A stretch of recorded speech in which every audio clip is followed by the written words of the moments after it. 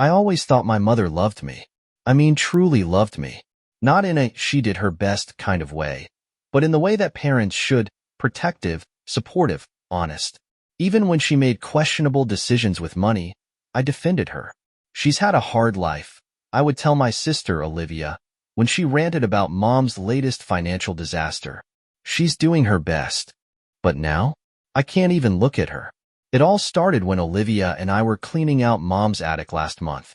We weren't looking for anything in particular, just old photos, maybe some of Dad's things from before he passed. That's when we found the box. A dusty, beaten-up shoebox shoved in the corner under a pile of moth-eaten blankets.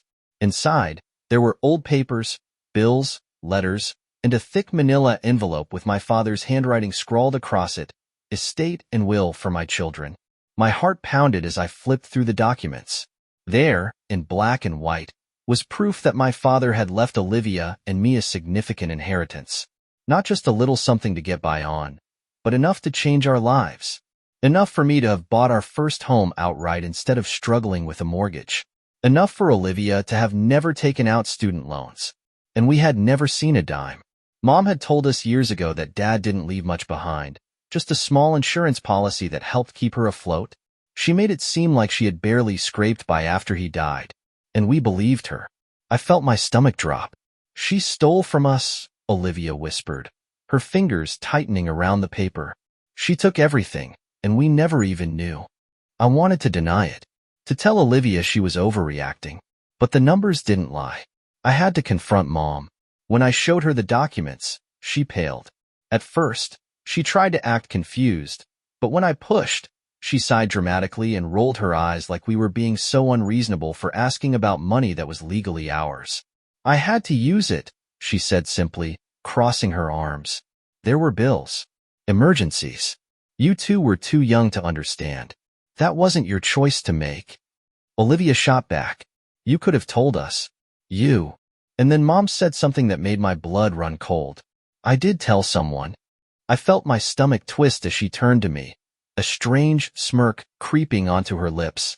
Ask your wife. My world tilted. What? I breathed. She's known for years. I stared at my mother, waiting for her to crack a smile, to say she was joking. But she didn't. Instead, she just sat there, looking almost smug. You're lying, I said, my voice shaking. There's no way she... Call her, Mom interrupted. Go ahead. Ask her. My hands were clammy as I pulled out my phone. I didn't even think, just dialed. The moment my wife, Emma, picked up, I blurted it out. Did you know?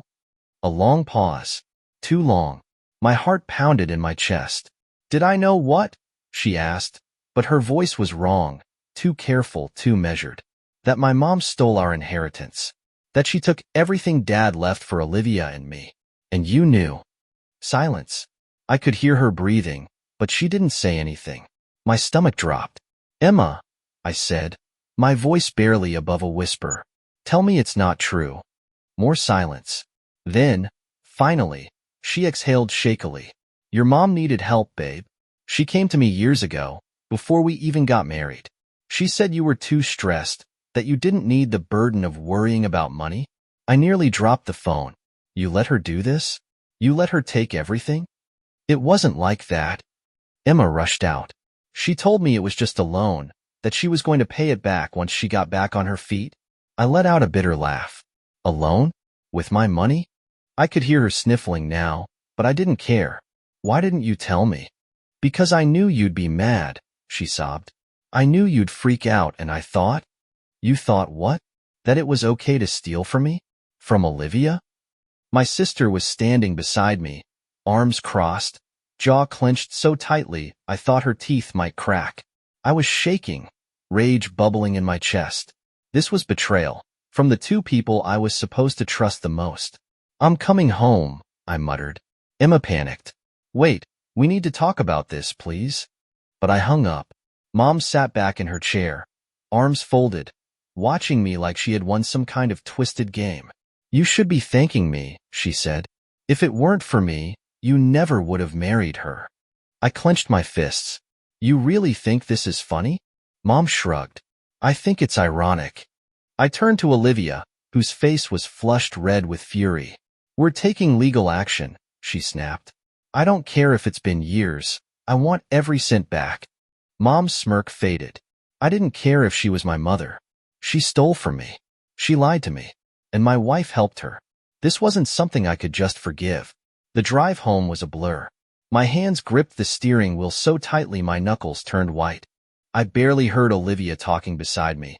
Something about lawyers, about how Mom had no right, about how Emma had no excuse. But I wasn't thinking about Mom. I was thinking about Emma, the woman I married, the woman I trusted, the woman who had sat beside me for years, knowing exactly what my mother had done, and said nothing. By the time I pulled into our driveway, my chest was tight, my breath coming in short, angry bursts. The second I walked through the door, Emma was there, eyes red and swollen. "I'm sorry," she whispered. Please listen." I walked past her. "Babe, don't call me that." Her face crumpled, but I didn't care. I went straight to our bedroom and grabbed a duffel bag. Her breath hitched. "No, no, no, no. Don't do this. Don't leave." I turned to face her. "I trusted you." My voice was low, steady, dangerous. "I trusted you with everything. And you let my mom rob me blind?" She took a step closer. "It wasn't like that." "It was exactly like that," I snapped. "You had years to tell me. Years. And you didn't." "I was trying to protect you," she sobbed. "Your mom convinced me it was for the best, that you had enough stress. That wasn't your choice to make." My voice was cold now, detached. "You don't get to decide what I should or shouldn't know about my own money." Tears streamed down her face, but I just shook my head. "Did you ever plan on telling me? Ever? Or were you just going to let me keep struggling while my mother blew through everything my dad left me?" Emma hesitated. That was my answer. I exhaled sharply and turned back to my bag. "I can't do this." Her hands grabbed at my arm, desperate. "Please, please don't leave." I yanked away from her grasp. "I don't even know who I'm married to." She let out a broken sob as I zipped up the bag and slung it over my shoulder. "Just stay. Let's talk about this, please. I'll do anything. I looked her dead in the eye. "The only thing you can do is give me a damn good reason why I shouldn't walk out that door right now." She opened her mouth, then closed it. She had nothing. So I walked. And I didn't look back. I stayed at a hotel that night. I couldn't go to Olivia's. She had her own family to deal with, but she called me nonstop. I didn't pick up. Not yet. I needed time to think. Except thinking only made me angrier. Emma had lied to me for years. She sat beside me, knowing we could have had a better life, knowing that my mom had stolen hundreds of thousands of dollars, and she just let it happen. And Mom? She didn't even care. She sat there, smirking, as if I was the idiot for trusting her in the first place. I barely slept. My brain wouldn't shut off. And then, at 3 a.m., I had a horrible thought. If Emma had lied about this, what else was she hiding? The second betrayal. The next morning, I made a decision. If my wife could lie to me for years, I needed to know everything. So, I hired a private investigator. I didn't tell Olivia. I didn't tell anyone. It felt insane, even to me. But deep down, I knew something was wrong. And I was right. Less than a week later, the investigator called me. "You were right to be suspicious," he said. "Your wife has been keeping more than just financial secrets." I felt sick. "What do you mean?" He hesitated. "She's been meeting with your mother. A lot. More than she ever told you. Bank records show she withdrew thousands of dollars in cash over the years. And there's something else?" I gripped my phone tighter. "What?" There was a pause. Then he sighed. "Your wife has been having an affair." The world stopped. For a second, I thought I misheard him. "What did you say?" "She's been seeing someone else." My stomach dropped. I could barely breathe as he continued. "We followed her the past few days. She met up with a man at a hotel. Based on their body language, this isn't just a one-time thing." I closed my eyes. My hands were shaking. Who was it? Someone I knew? Someone my mother introduced her to? I had no idea. And the worst part? I wasn't even surprised. I didn't call Emma right away. I needed to see it with my own eyes. So I did. That night, I drove to the hotel where the PI said she was meeting him. I waited in the parking lot, my heart pounding, my mind racing. And then, just past 10 p.m., I saw her. Walking out of the hotel. Her hair was messy, her lips slightly swollen. She looked over her shoulder, laughing, before climbing into a car with him. And when I saw his face, I almost lost it. Because it wasn't just anyone. It was my mom's lawyer. The same lawyer who helped her hide my inheritance. My whole body went numb. Emma had been lying to me for years, not just about my mom, not just about the money, but about everything. She was in on it from the beginning. The second she walked through the door that night, I was waiting for her. She gasped, "Oh my God, you're home." I stepped forward, my fists clenched. "Where were you?" Her face paled. I was at dinner with a friend." I pulled out my phone and showed her the pictures. Her, the lawyer, the hotel. Her whole body stiffened. "Don't lie to me again," I said coldly. Her lip trembled. I can explain." I laughed bitterly. "No, you really can't." And then I pulled out divorce papers. Her eyes widened. "Wait, no, we can talk about this. We can fix this, I swear." I cut her off. "You're a liar, Emma. You and my mother. And I'm done." She started sobbing, but I didn't care. Because for the first time in years, I finally saw her for who she really was. A traitor. Emma was crying, begging. But I felt nothing. For years, she had lied to me. Covered for my mother. Stolen from me. And now, she was cheating on me with the same lawyer who helped Mom hide my father's money. I had wasted so much time trusting her. Not anymore. I threw the divorce papers on the table. "Sign them." She shook her head, eyes wide with panic. "No, please. We can talk about this." I cut her off.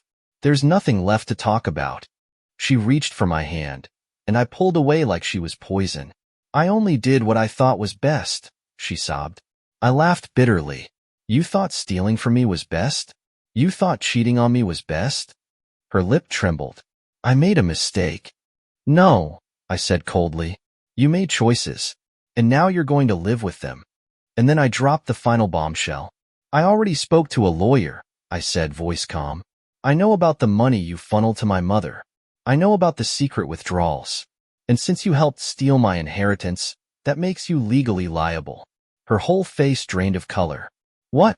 she whispered. I smirked.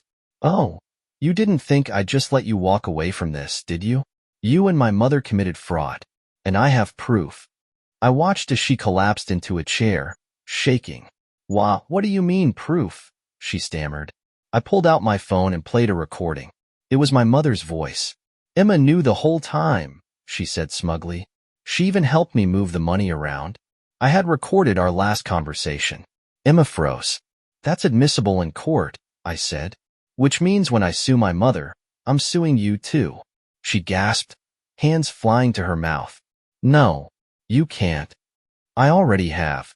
I turned and walked out of the house, not looking back. I went scorched earth. The next morning, Olivia and I went straight to our lawyer and filed a lawsuit against Mom. We had enough evidence to drag her through hell. Bank records, old documents, and the PI's report. She couldn't lie her way out of this. When she got served, she called me, furious. "You're suing your own mother," she shrieked. "You're not my mother anymore," I said calmly. "You're just a thief." She tried everything. Crying, manipulating, begging, even getting other family members to call me and tell me I was being too harsh. I didn't care. She stole from me, lied to me, ruined my life. Now, it was her turn to suffer. The lawsuit dragged on for months. My lawyer was relentless. My mother cracked under pressure. Then, a month before the trial, I got an anonymous tip. At first, I ignored it. Just some random email. But something made me open it. And when I did, I nearly blacked out from rage. Attached were bank statements, transfers, a hidden account. And guess who had access to it? Emma, my mother, and my father's lawyer. They had been working together. Emma hadn't just been covering for my mother.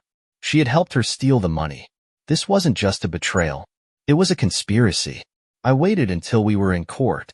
My mother sat there, smug, Emma looked terrified. I stood up. Your Honor, I have new evidence. The judge nodded. Proceed. I handed over the bank statements. My mother's face went pale. Emma started crying. The judge reviewed the documents, then looked up. Ms. Mom's last name. You lied under oath. Boom. She tried to speak, but the judge shut her down. I turned to Emma. Hope your new boyfriend's a good lawyer. She sobbed into her hands. Mom was found guilty of fraud and had to pay back every cent. She lost everything. Emma was served with legal action and dumped by the lawyer. She tried calling me. I blocked her. I got my inheritance back, plus damages. Olivia and I cut Mom out of our lives forever. And me? I walked out of court that day a free man. I lost my wife. I lost my mother. But I got something back I never thought I would. Justice. It had been 6 months since the lawsuit ended. 6 months since my mother lost everything. Since Emma disappeared from my life. Since I finally started to heal. I had no contact with either of them. No calls. No emails. No apologies. Until today. The letter. It arrived in a plain envelope. No return address. Just my name, written in my mother's familiar handwriting. I stared at it for a long time before opening it. Inside was a letter. A final plea. My son, I know I don't deserve this, but please hear me out. I was wrong. I see that now. I destroyed our family. I stole from you. I betrayed you. And for what? Greed? Stubbornness? Pride? The truth is, I hated feeling like I was losing control over you. When your father died, I wasn't just grieving him. I was terrified of losing you and Olivia too. I thought if I held on to the money, I'd hold on to you both. But all I did was push you away. And now, I have nothing. I am sorry. I know words aren't enough, but I need you to hear me say it. I regret everything. I don't expect forgiveness, but I just wanted you to know that I love you. I always have, even when I was too blind to show it. If you ever find it in your heart to talk to me, you know where to find me. Love. Mom. I put the letter down, my hands trembling. For the first time since this all started, I felt something other than anger. I felt pity. Not enough to forgive her. Not enough to let her back into my life. But enough to know that she had finally realized what she had done. I didn't write back. I didn't call. I just put the letter away and moved on. In the end, I never spoke to my mother again. She tried reaching out a few more times, emails, another letter, even a voicemail once. But I never responded, because some betrayals can't be undone. As for Emma, she tried to contact me once. A long, rambling email about how she had made a mistake, how she missed me, how she wanted to talk. I didn't reply. Instead, I forwarded it to my lawyer. I got my money back. I got my freedom. And for the first time in years, I got my peace. What happened to everyone? My mother. She moved to a small apartment after losing her house in the lawsuit. Most of the family cut her off after the trial. Last I heard, she was alone. No money, no power, no control. Emma. The lawyer dumped her as soon as the case got ugly. She had to pay me back in the settlement and declared bankruptcy. I don't know where she is now, and I don't care. Olivia. She thrived. Got her money back. Started a new business. She cut Mom off for good. She told me once, I feel lighter without her. And I finally understood what she meant. Me. I focused on my future. I went to therapy, worked on myself, and eventually learned to trust again. And one day, when I least expected it, I fell in love again. This time, with someone honest, someone kind, someone who would never betray me. And as I stood at the altar, about to marry the woman I truly deserved, I felt nothing but gratitude. For everything I lost, and for everything I gained. Because in the end, justice was served, and I finally got my happy ending. Betrayal comes in many forms, sometimes from the people we love the most. The sting of deception doesn't just come from the act itself, but from the realization that the trust you placed in someone was nothing more than an illusion. This story was about greed, manipulation, and the ultimate price of dishonesty. It explored the lengths people will go to when they feel entitled to something that isn't theirs, and the devastating fallout when the truth comes to light. At its core, this was a journey of justice and self-discovery. The protagonist lost his mother, his wife, and years of financial security. But in the process, he gained something even more valuable: freedom, peace, and the ability to rebuild. His mother and Emma both tried to justify their actions, but in the end, their choices had consequences. Money can be repaid, but trust? Once broken, it's rarely ever mended. And that's the real takeaway. Betrayal may hurt, but walking away from toxic people is the real victory. Because sometimes, the best revenge isn't anger. It's success. It's moving forward. And it's never looking back.